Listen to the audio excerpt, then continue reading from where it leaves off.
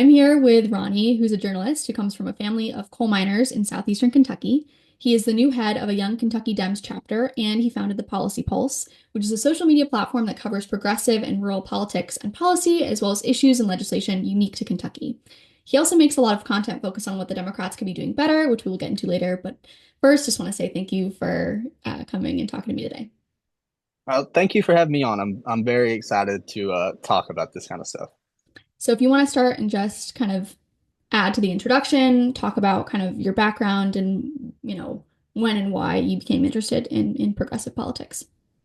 Okay, so like she said, I am from a family of coal miners. My dad, my grandpa, both, worked most of their life breaking their back trying to give me a good living, trying to give me everything I need. And what got me interested, and as I guess I got really tired of seeing the way our politicians didn't necessarily care about Kentucky. And this happened at a young age, mostly because I wanted to be a lawyer. So I wanted to be a constitutional lawyer, to be more specific, around the age of like 14, I would say. And so that got me pretty interested in our political system as a whole and just seeing how disenfranchised we were. For example, the quote unquote war on coal was a big thing the entire time I was growing up. And it was extremely obvious from the beginning that it wasn't a sustainable economic force in Kentucky. And instead of our Republican administration in Kentucky doing anything to bring in new jobs or try to fill this massive hole that was about to come into Kentucky, they just complained about it. And They what, tried. Go sorry, I ahead. didn't I'm mean to so interrupt. sorry. No, no, no, no, I didn't mean to interrupt. I was going to say, for people who don't maybe know, what would you say the war on coal was to kind of add that context? Is when we were trying to switch more to clean energy as a whole. A lot of people like to blame it on Obama and say that he ruined coal in Kentucky. I don't think it's necessarily true. This is something that was going to happen no matter what. We needed more clean energy, and I truly believe was going to be inevitable. I take, you know, our climate change very seriously. It's something that's always on, the forefront of my mind. I try to make a good amount of videos about it, but it's something that was going to happen. Our coal mining here in Kentucky was simply unsustainable, even though it was a pretty big driving economic factor around here. And I believe it was kind of clear from the start, especially, when Obama did start pushing for more clean energy, it should have been the focal point. Kentucky and West Virginia should have fought hard to be the new focal point in clean energy. We could have had programs that could help transition coal miners to these new jobs. There was ways, we could have made this not only less harsh on our economy, less harsh on the people here, but we could have made it into a benefit if our Republican administration was willing to swallow their pride and try to work with the new incoming changes instead of just trying to get everybody riled up and act like this was some horrible thing. Everybody, you'll never be able to see a coal mine again. The coal trains will stop running. I mean, it was, necessarily to a point that is true. I went through my entire life, God love my dad's heart, getting laid off every other year, having to switch to find a new job, driving from Virginia to different places in Kentucky. But this is something that was going to happen. And if our Republican administration did, care about their constituents, they would have put in more work to try to fill that hole. And I think the best way to fill that hole would have been, make Kentucky the focal point in clean energy, just like we was in coal. Same thing with Virginia, West Virginia. We should have been trying to transition into this new market that was popping up. And instead of doing that, they just complained. And then that led to coal mining all but dying out. And then us having this big gaping hole in Kentucky's economic structure and nothing to fill it with. I mean, you can put an aluminum factory, somewhere in the middle of nowhere, get a couple hundred people hired there, and that's great. I'm glad for that. But we didn't have anything to feel that. When you talk to people about Kentucky, they're gonna think coal mining, but it's just not as big of an economic factor around here anymore. My dad still works in it, but that's because he's had 20, 30 years of coal mining experience. He could find a job wherever, he needed to until the last coal mine shuts down. He'd be able to get hired. Not everybody's like that. There were people who didn't have the connections my dad had, who couldn't get the new coal mining jobs, or the slimmer existing ones, I should say, as they were getting laid off and they didn't know where to go. And like I said, I do think we could have had some type of transition program maybe to try to transition these coal miners into these new jobs, but we just didn't necessarily have anything there. I don't want to go off my list of questions, but I am very curious then what you think about what Trump is doing now, saying he is going to bring back manufacturing, bring back clean coal, or whatever he says. I'm very curious in response to I what you just said. I don't necessarily think it's, a bad idea to bring back some coal, but I don't think it's really going to happen necessarily. I think the people who work, if it was going to happen, it should have happened sometime sooner after all of the coal mines were being shut down. People now have either moved on, or they've moved to Virginia, or they moved to West Virginia, or they moved to one of the few remaining spots here. And then the other coal miners who were left out in the dark, they've kind of already moved on. Do I wish it would happen? Do I wish we could have some cleaner coal? Yes. Do I think it's going to happen? Not necessarily. Trump hasn't really given me a reason to believe much of anything he says, especially when it comes to states like mine. We are very often a kind of afterthought in the national conversation. And the most we really get in that is when JD Vance tries to pull his Appalachian card and make it seem like he's from here. But um, I hate to admit that you know, would wish he would bring back just a little bit of it, because, like I said, we were left with such a huge economic hole, and nothing really filled that hole. But I'm very wary of Republicans saying they're going to bring back coal, because that's been said in Kentucky since I was 8 years old. You know what I mean? I've heard this song and dance before. I've heard coal's going to be back stronger than ever. Everybody's going to hit the mines again. But it's not necessarily happened since, I gained consciousness.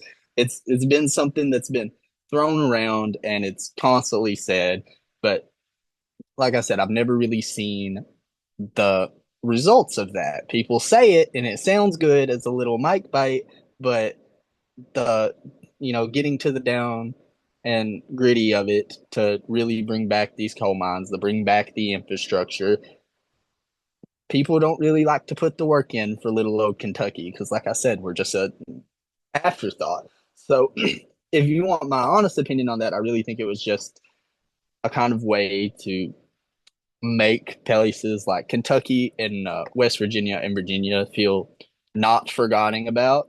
But do I think any action will come out of it? Do I think, my dad will be able to work somewhere that isn't 3 hours away from Perry County? No. I think he's still going to have to travel. Like, for example, he just switched to a new job down in Virginia. So do I think he's going to be able to work in the state again? Probably not. That's just how it goes. People, like I said, this song and dance I've heard plenty of times before, never seen the benefits of it yet. If it happens, I hope, you know, it benefits the people around here, and I hope we do it in a way that's a little bit better for the environment. I would be ecstatic to see, some more economic growth here, but I'm not gonna hold my breath for it. I don't, necessarily think that this is on the forefront of his mind, because, like I said, we're just a little bit of an afterthought. And some of this political commentary and kind of takes on rural politics you share on your account, the Policy Pulse. So, kind of segueing into that, why did you create that account specifically, and kind of what are your plans for that account? Well, like I said, I do like giving out the well researched videos. I like giving people information, showing them where I got that information from, and giving them a reliable source. So when I first started, that's kind of what it was all about. It was less so commentary and more so just well researched, thought out videos on certain topics. I started it couple months before the election, and at that time there was just a crazy amount of videos going out there saying whatever would get the most views.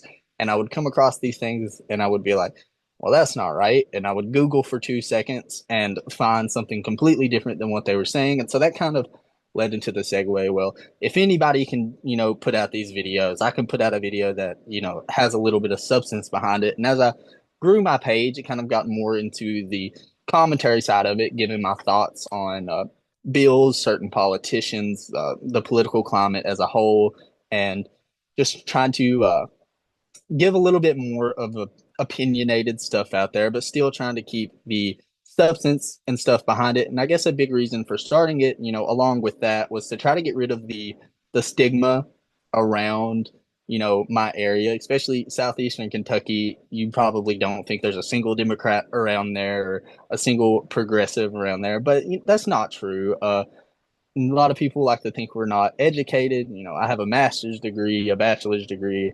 It's not necessarily true. The area around here is very stigmatized, and I kind of wanted to fight that with the page a little bit because, people see a white bearded Appalachian man, they probably think they know what my video is going to say before I even open my mouth, and then I like to surprise people a little bit. It's a nice little shock when they see someone like me, talking about these progressive ideas or talking about the state of our state congress and stuff like that. So I think not only just trying to put out these well-researched videos, I really wanted to, like I said, fight the stigma around what it is to be a Kentuckian and things like that. So in a similar vein, as a young man from Kentucky who's pretty progressive, do you think you're unique in your political beliefs, or do you find surprising commonalities with your peers and neighbors? I don't think I'm necessarily too unique. Don't get me wrong, we're very red, but there is a surprising amount of progressive people here. And not only that, I think the conservatives and the Republicans around here, you can find a lot of common ground with if you kind of tie it to our Southern hospitality in a way. You know what I mean? We are very much, I'm sure you've heard the saying, he'll give you his shirt off his back. A lot of people around here are like that. They do care about their neighbors. You just have to kind of frame it in a way that makes them care. And then not only that, I do think that both sides around here can agree on quite a few issues. Like I said earlier, education is something that Kentucky, I think, takes very seriously. We care about our teachers. So I think that's something you can easily find common ground with in Republicans. Our healthcare system. A lot of people around here are tired of having to drive, 30, 45 minutes to go to the doctor. So you can find common ground in things like that very easily if you're willing to talk with these people. And I think that's something that I was kind of blessed to be around. I was forced to talk with people who have very opposing views from me from a very young age because I don't know why. I think I came out as a Democrat, straight out of the womb as a Democrat. So I think being forced to find these common ground with people that I might not necessarily agree with at all is something that I was forced to do from a young age. And I think it's kind of surprising how easy you can actually find that common ground if you're willing to sit down and talk with them. But also, they have to be willing to sit down and talk with you as well. But I think that's something that a lot of people get wrong about my area is that these people aren't willing to sit down and talk about things. They are. You just can't come and talk down to these people. Kentucky is a very prideful state. People don't want to ask for help. People don't want to feel like they have to ask for help. And so if you come and start talking down to them, they're not going to want to talk to you. So I think it's just trying to, reach these people on a level that will make them understand and use that common ground that I talked about earlier. Things like healthcare, education, everybody wants better wages.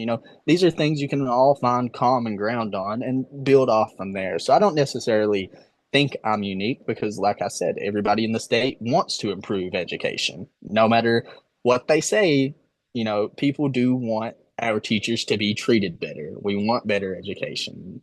And I think that's, an easy way to find this common ground. So I don't think I'm necessarily unique. Maybe I'm unique in how loudmouthed I am about it, but I have to say I'm not very unique in my progressive views, as surprising as that may be around here.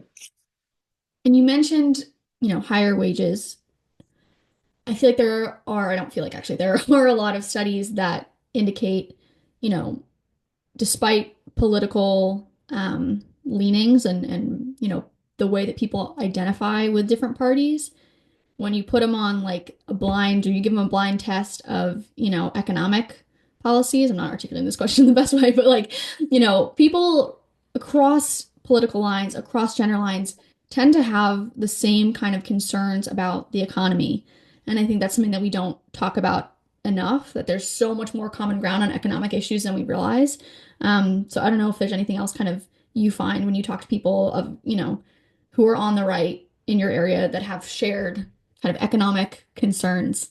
Yeah, everybody at at some level hates their boss. You know what I mean? Everybody hates the person they feel like is chipping them out of more money, and everybody really does um,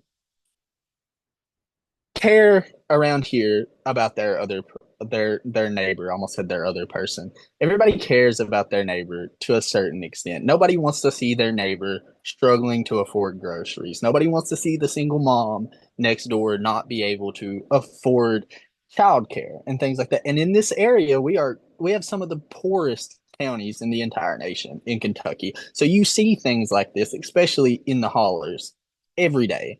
And I think that really uh, brings people together in a sort of sense. And I really think if we could kind of change the messaging, especially in these very conservative areas, from this left versus right to up versus down. It's not your neighbor cheating you out of a better paycheck. Like I said, it's your boss. It's your the CEO of your company. It's the guy who started the mine and didn't want to hire the two medics for the 10 coal miners. These are the things that I think you can really find common ground with. And I think if we do try to focus on the economic messaging and try to make it relate to these people in a simple sort of way, and even you can tie more progressive issues in with this. For example, I had a comment that sticks with me to this day. This has been months ago, talking about their boss had a meeting with their whole team talking about why they hire so diversely, and it was just simple. It was when our markets are diverse, and when we look like our markets, we understand them better, and when we understand them better, everybody here makes more money. And I think that's just a simple, way to tie in things like that. You can really tie a lot of things into economic messaging, but you got to tie them in a way that makes sense to people. A lot of these people don't leave the state. You know what I mean? A lot of these people are very stuck in place, and so when we throw all of these diversity things at them in ways they don't understand, I think it scares them a little bit. So I think if you can tie it in, like I said, economically or in education, or just tied in with things that people care about. There are quite a few things that we have common ground on. Like I said, better education, better healthcare, better wages. These are things that pretty much everybody on the planet can agree on that we want. And so I think it's all about just kind of tying it in with that. And people around here, like I said, they do care about their neighbor, that Southern hospitality thing. You tie it in with that as well. People want to feel like they can help, but people don't necessarily want to be helped. So it's kind of a fine line to walk for sure. That was a really well articulated response to my terribly articulated question. But you had said in a video where you talked about what Dems could be doing better. You said that they should focus on four things: unions, wages, healthcare, and education. Um, Either, respond to that or expand on that, or, is there anything else that you think the Dems should be doing to better reach your community? Well, like I said, it's just really at this point, I think we've got to boil it down to the absolute bare bones and go from there. So, what are some things that everybody could get behind? Well, unions. Everybody wants more protections. Everybody wants better benefits. Everybody wants to be protected, and we need the collective bargaining voice. I think a lot of people can agree on that. Even though I've been seeing a little bit more union hate for some reason here lately, it's kind of mind blowing. But healthcare. Like I said, nobody wants to drive 45 minutes to go to the doctor around here. Nobody wants, their teachers getting shafted out of their retirement funds. Nobody wants the single mom getting paid $7.25 an hour at the Dollar Tree to not be able to afford to, give her kid formula. So these are all things that we can really focus on and try to make, the starting common ground. And then building out from there, the marketing just has to change. We have to reach people on a level that makes them feel like we care and not like we're talking down to them. People, like I said, around here, we're kind of a national afterthought. We don't get talked about a lot. So I think also a big problem with that is Democrats around here. People who are running, they'll get their little programs. They'll see, what houses always vote Democrat, and that's the houses they'll go knock on. They won't knock on the houses that don't usually vote. They won't knock on the houses that usually vote red. And that's, over time, it's led to a feeling of abandonment. People in the Democratic Party won't even come, knock on my door when it's election time. People won't even come talk to me, and then that just fades in over time, and people get stuck in these very red mindsets, and it's because we're really not putting in the work here. Even the Democrats in Kentucky, a lot of times they don't go put in the legwork for the people who don't usually vote for them, and that's not how you increase your base. We don't get me wrong, I understand, you want to go talk to the people who usually vote for you and stuff, but we're a very red state. In my county specifically, 80% of us voted red in the last election. So if you only knock on the Democrat doors here, you're just going to knock at one in every five houses, talk to 20 people, and your day's over with. You got to try to reach these people and make them feel like you care. You got to talk to them, look them in the eye, shake their hand, and if they say they don't want to vote for you, cool. You leave them with a nice word. They have a little bit better opinion of the Democratic Party when you leave because you had the guts to come out there and talk to them. So I think around here, especially, I can't really say as much for the national level, but in Kentucky, I really think the way we can start just getting a little bit better opinion of the Democratic Party in here is just the legwork. It's such an easy way to start. Quit ignoring the people who don't usually vote for you, because I hate to say it, that's most of the state. If we want to make a change around here, you got to start talking to the people who don't usually vote or the people who usually vote red, because that's most of us.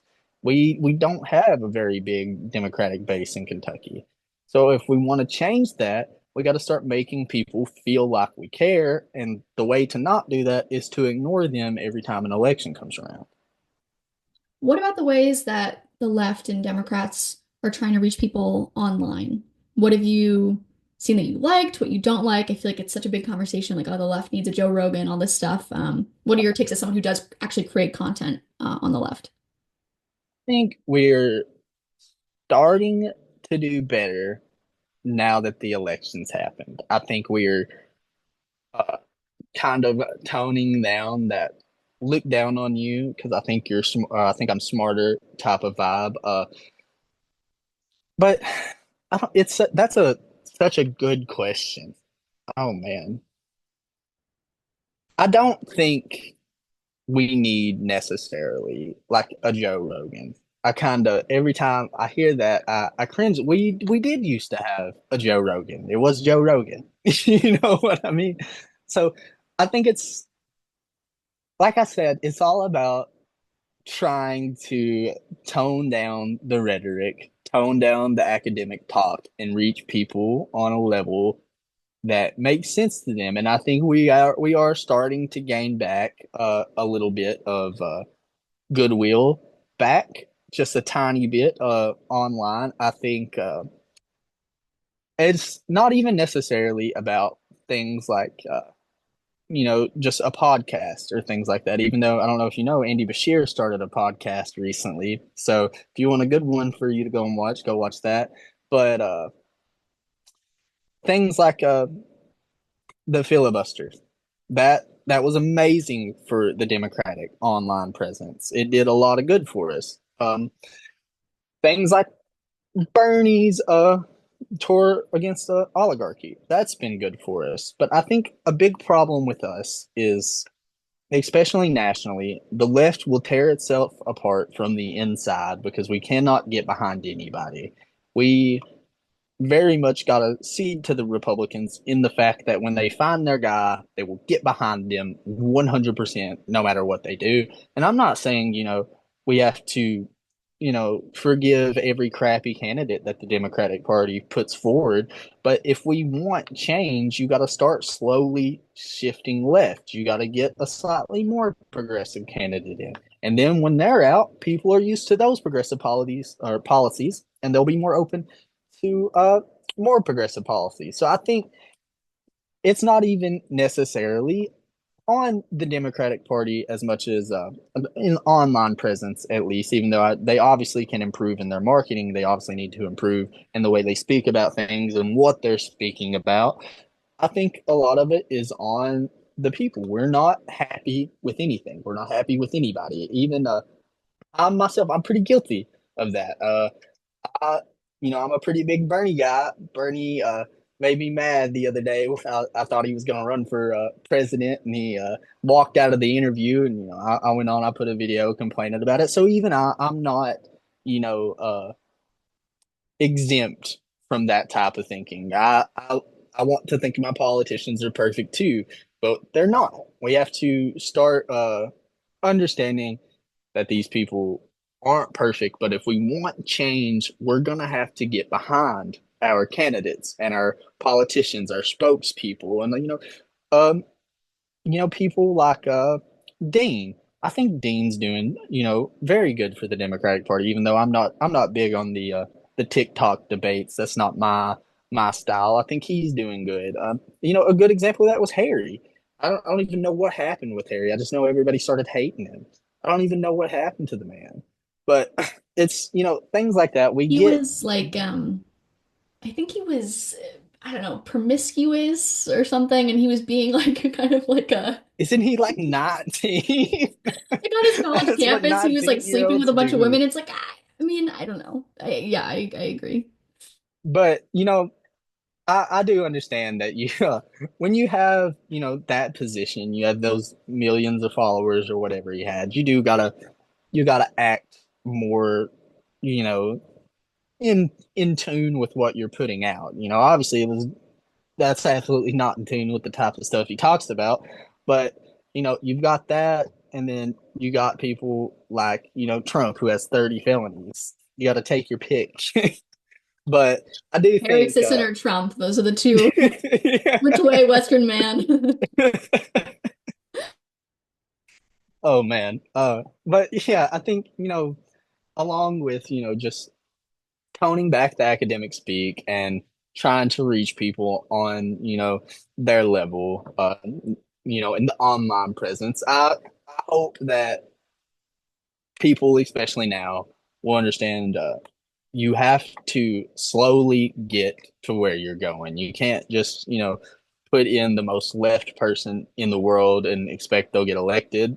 Like if I were to run in Kentucky, if I were to run for Kentucky Congress, I would have to, put in conservative ideals to what I'm running because it's such a conservative state. If I didn't, I would never get anything in.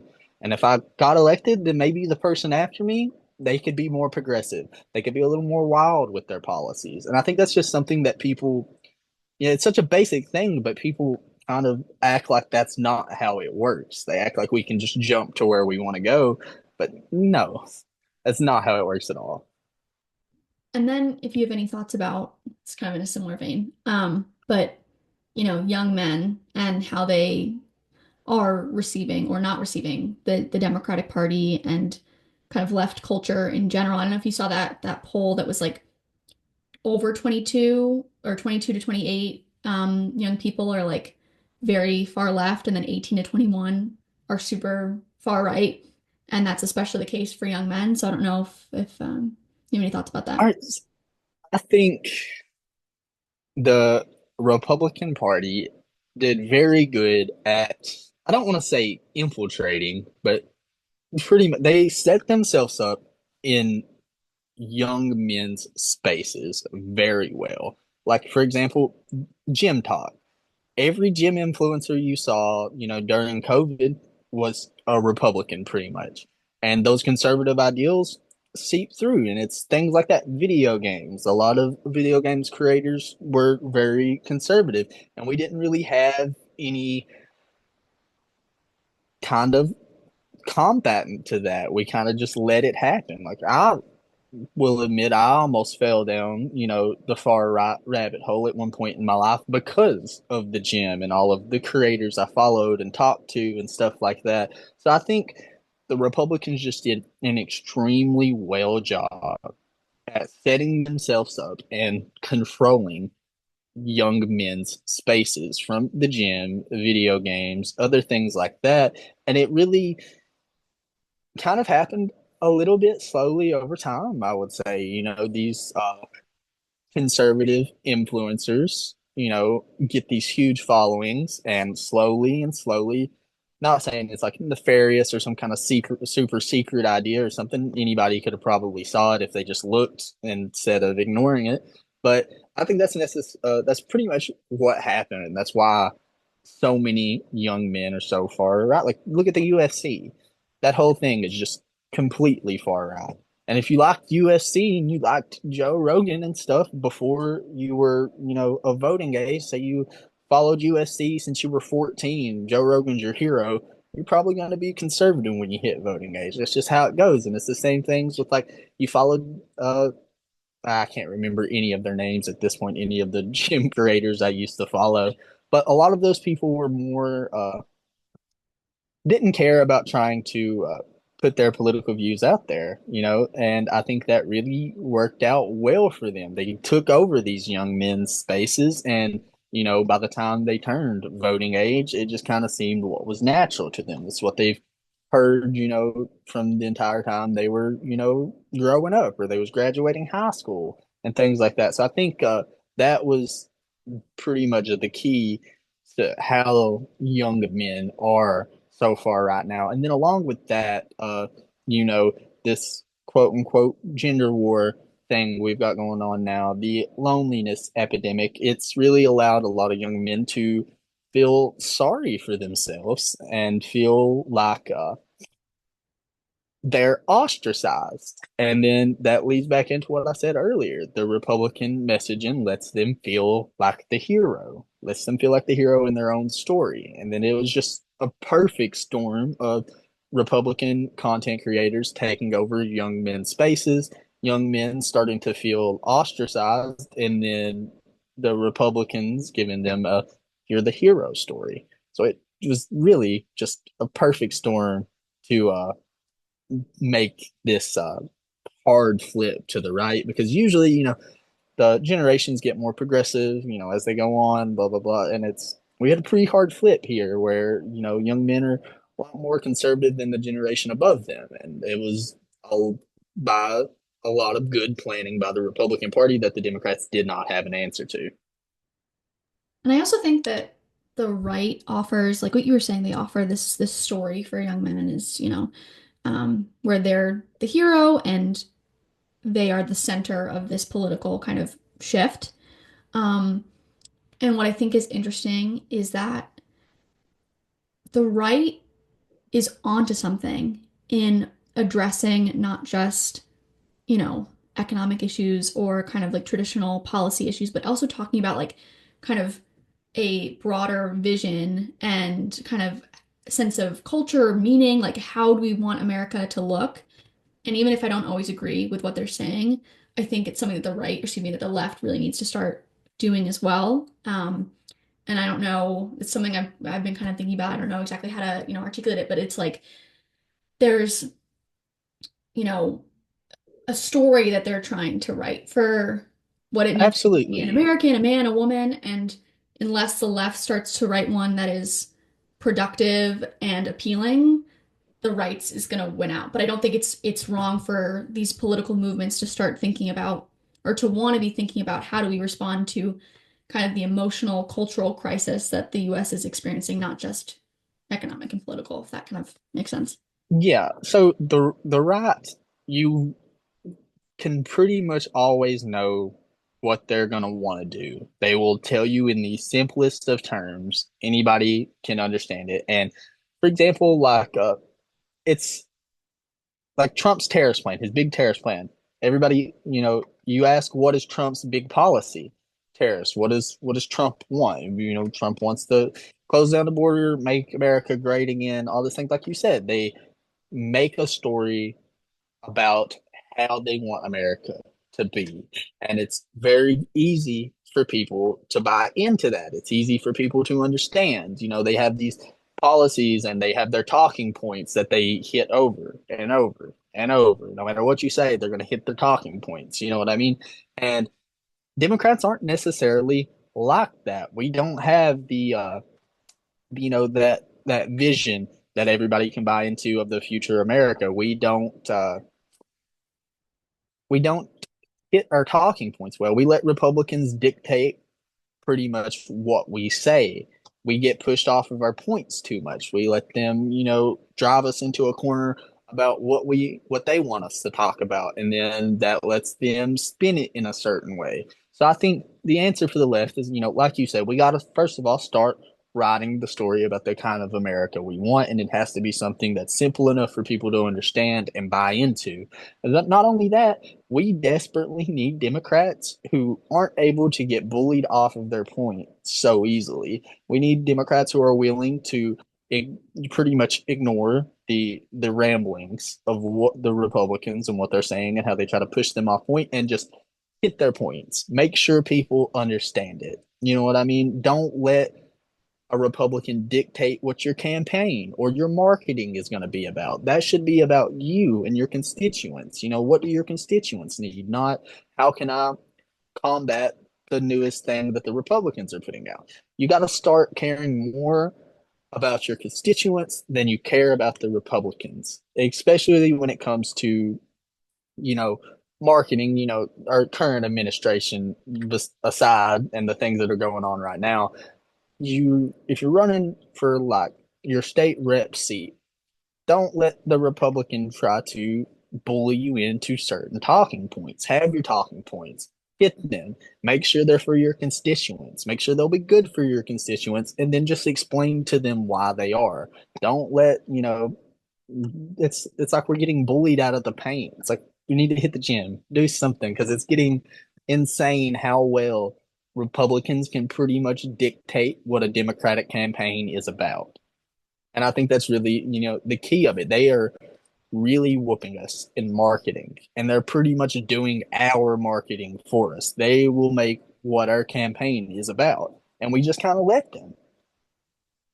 And then I'm going to ask you one last kind of loaded question, which is what do you think that story that the left needs to start telling about America is? So I think the first thing we need to work on with the story is that we are the party of fiscal responsibility. We are the party, when we have control over things, the economy is better. Because right now, everybody still thinks the Republicans are the fiscal responsible party. But since I've been born and 15, 20 years before that, that hasn't been the truth. But we haven't really marketed it that way. So I think the first thing we could really work on, I know this isn't necessarily about the America. I think the Democrats, should message for. I think we should message. The first thing we should work on is the messaging that when we're in charge, everybody's wallets are a little bit more fuller. America is less, has less debt, and that's how it's been since before I was born. You know, and as far as the American story, I think we should work towards. Oh, that is a really good question. You would have to tie in, these. the progressive policies carefully, but you have to tie them in because it's such a big part of what the Democratic Party is at this point. But tying it in with like I know I keep going back to these 4 points, but just the basic things everybody can agree on. Shutting down the Department of Education, we should have been combating that immediately. We should have talked, not necessarily about how great the Department of Education is, but how we can improve it. What are the things we want to do, and how bad it was before the Department of Education. People all too quickly forget how bad things were before these things were set in place. So I think it's oh god, I sound like a democratic socialist right now. But tying in, these existing systems that we would 100% be worse without. Like, if we didn't have the Department of Education, I'm not sure I would have been able to go to college. And then also trying to make people understand what we already have. Like around here, everybody was flipping out about DEI. I was like, guys, you guys know we are DEI, right? Like we are poor white Appalachian people. This is DEI. I got into college with this type of stuff.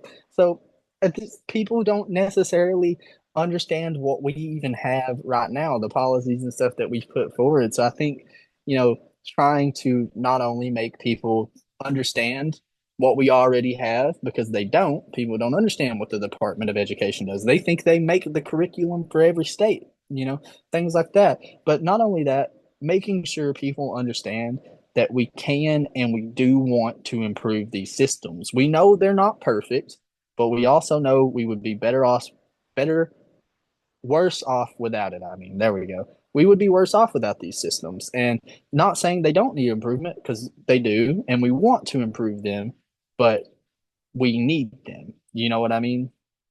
So I think along along with all that, just keeping the messaging simple about the kind of America we want. I don't necessarily know how we would write that story, and about the specific America we want, but I think a big part of it is having to keep it simple.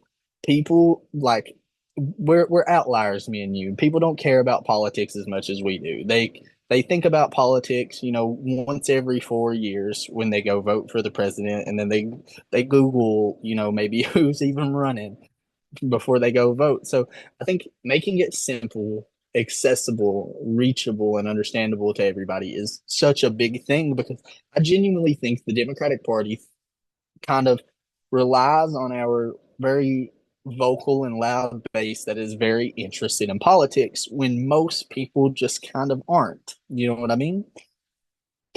Totally. I agree. Any other thoughts? And then we'll end the interview.